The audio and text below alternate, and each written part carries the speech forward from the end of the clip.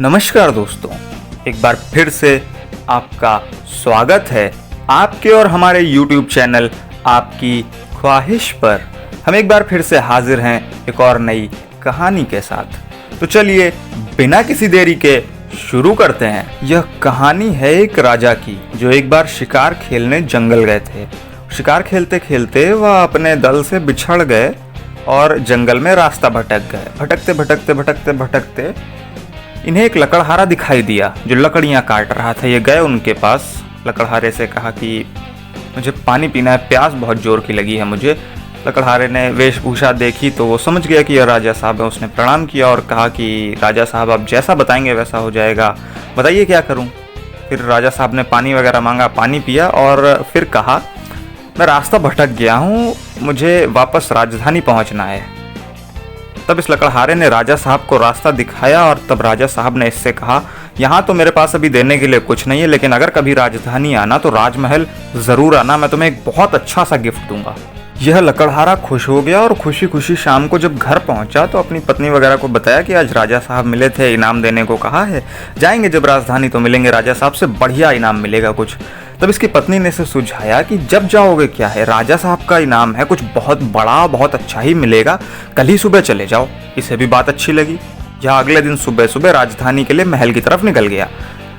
जब यह महल पहुंचा वहां सैनिक दरबान वगैरह लोगों से कहा इसने कि राजा साहब मुझसे मिलेंगे, उन्होंने कल कहा था मुझसे कि अगर आना राजधानी तो मिलना आके। तब सैनिक लोगों को भरोसा तो नहीं हुआ, लेकिन उन्होंने कहा ठीक है चलो। गए राजा के पास, बताया कि एक लकड़हारा आया है, मरगिल्ली सी हालत का है, कह रहा है कि आपसे वो मिला था और आपने कहा था मिलने के लिए। तो राजा साहब ने कहा हाँ हाँ हाँ उसे बुलाओ अंदर। फिर जब यह लकड़हारा पहुंचता है दरबार में तो राजा साहब इसकी फटीचर हालत देख के सोचते हैं इसे क्या दिया जाए। सोच विचार करके कहते हैं लकड़हारा है, लकड़ियों का ज्ञान वगैरह होगा तो एक चंदन का बगीचा इसके नाम कर देते हैं।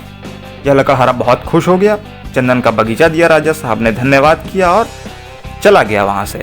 यह घर पहुँचा और घर पहुँचकर इसने अपनी पत्नी को भी बताई तो वह भी बहुत खुश हुई।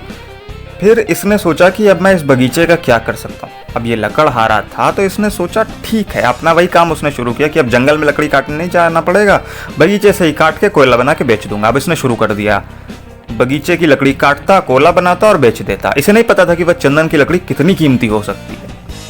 ऐसे ही करते करते धीरे धीरे धीरे धीरे बाग लगभग उजड़ ही गया।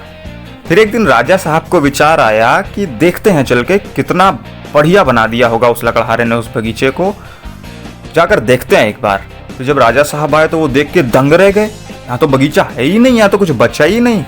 फिर थोड़ा अंदर गए, वहाँ पे कोयला वोयला रखा हुआ था सब और वहीं लकड़हारा भी बैठा हुआ था।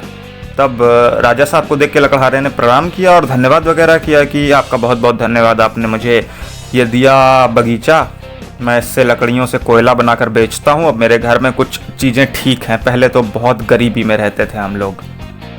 तब राजा साहब को थोड़ा सा बुरा तो लगा कि इसने सब बर्बाद कर दिया, लेकिन उन्होंने कुछ नहीं कहा।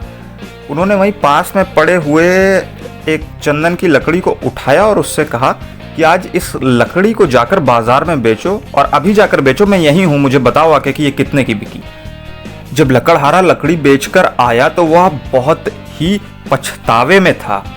उसे लगा कि आपने मुझे हीरे की खान दी थी और मैं उसे लोहा समझकर इस्तेमाल करता रहा। मैंने इतनी कीमती लकड़ी को कोयला बना बनाकर बर्बाद कर दिया। मेरे दोस्त, ऐसा ज़रूरी बिल्कुल भी नहीं है कि आपके पास लाइफ में रिसोर्सेज ना हो।